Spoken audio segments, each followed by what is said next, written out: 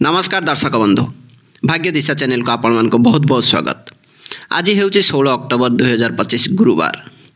आसंतु आज दिन को एक सुंदर विचार सहित आरंभ करवा। बसंत ऋतुर एक सुंदर दिन में जड़े माली दुईटी छोट मंजी को आनी बगीचारे नरम माटी रे पाखापाखि पोतीदेला। माटी तलर अंधार आ नीरवता भितर दुई मंजी कथबार्ता आरंभ कले। प्रथम मंजीटी आशा और उत्साह भरी रही से कहला, मु बढ़िया चाहे, मु मोर चेर को यही माटी भितर बहु गभीर को पठाइबा चाहे, आउ मोर गजा को यही माटीर छाती चिरी ऊपर को उठाइबा चाहे, मु सूर्यंकर किरण को अनुभव करने को चाहे, आउ मोर कण पत्र उपरे शिशिर बुंदा को देखा चाहे, मु बसंतर सुंदरता को देखी, पवन रे धीरे धीरे दोली खेली। यह भावी से निजर सबु शक्ति लगाई तल को चेर मेलाइला आ ऊपर को गजा बाहर करने चेष्टा कला। किंतु द्वितीय मंजीटी भयर परिपूर्ण थिला। से भाविला, ना मु एते विपदपूर्ण काम करि परिबि नाही। जदि मु मोर चेर को तल को पठाइबि तेबे कौनसी शक्त पत्थर रे बाजी मु कष्ट पाई पारे। जदि मु ऊपर को गजा बाहर करिबि तेबे कौनसी पोकजोक मते खाई देई पारंती। जदि मु फूल फुटाइबि तेबे छोट पिला माने मते छिंडाई देई पारंती। ना ना, एही माटी तळ अंधार रे रहिबा ही सबुठारु सुरक्षित। मु एठारे अपेक्षा करिबि। एया भाबी से निजको आहुरी संकुचित करिनेला। आउ माटी तले चुपचाप पड़ी रहिला। किछि दिन बीतीगला। प्रथम मंजीटीर गजा माटी भेदी ऊपर को उठी आसिला। से एक छोट गछरे परिणत हैला। से सूर्यंक आलुअरे बढ़िला, वर्षारे भिजिला, आउ धीरे धीरे से सुंदर फूलटी फुटिला। तार सुंदरता देखि समस्ते खुशी हेले। से समय बगीचारे गोटे कुकुड़ा खाइबा खोजुला। से माटी को खुंपी चलीथिला।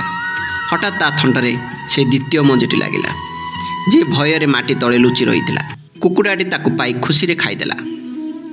जेउ माने जीवन रे कौनसी विपद नेबाकु डरंती एवं केवल सुरक्षित रहिबाकु चाहंती, से माने केबे भी बढ़ी पारंती नाही। जीवनर प्रकृत आनंद सेही माने पांती जेउ माने बाधा विघ्न को सामना करी आगो को बढ़िबार साहस रखंती। बंधुगण, एही सुंदर कथा पाई गोटे सुंदर लाइक टे निश्चित करंतु। जदि पारुचंती कमेंट रे जय जगन्नाथ लिखि दियंतु। राशिफल आरंभ करिया पूर्व आसंतु प्रथमे नजर पकाइबा आजिर तिथि और नक्षत्र उपरे।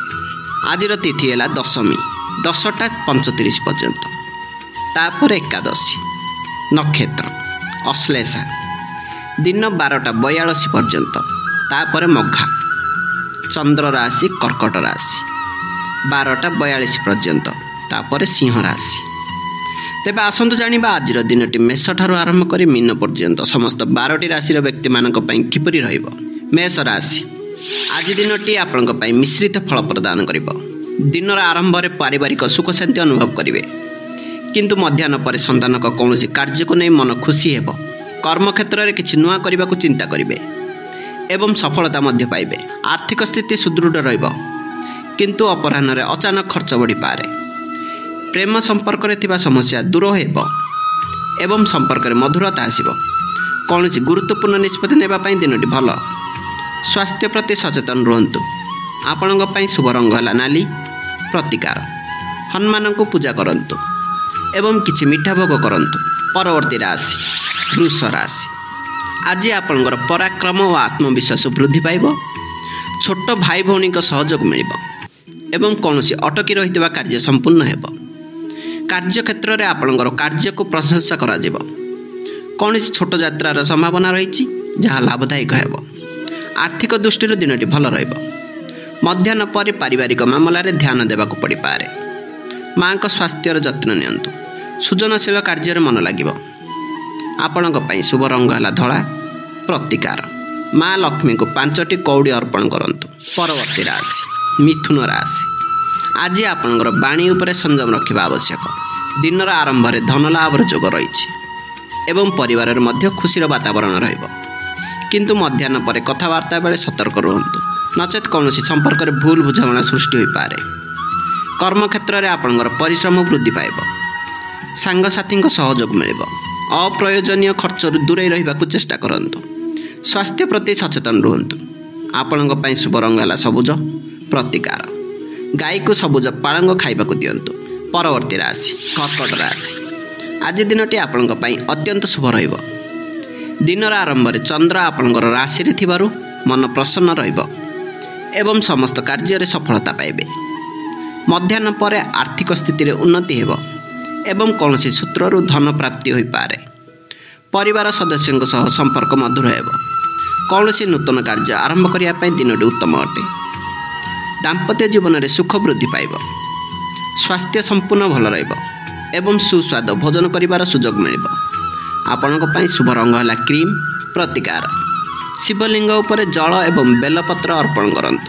ପରବର୍ତ୍ତୀ ରାଶି ସିଂହ ରାଶି। ଆଜି ଆପଣଙ୍କୁ ସାବଧାନ ରହିବାକୁ ପଡ଼ିବ। ଦିନର ଆରମ୍ଭରେ ଅନାବଶ୍ୟକ ଖର୍ଚ୍ଚ ଏବଂ ଦୌଡ଼ାଦୌଡ଼ି ଲାଗି ରହିପାରେ, କିନ୍ତୁ ମଧ୍ୟାହ୍ନ ପରେ ପରିସ୍ଥିତି ସୁଧାର ଆସିବ।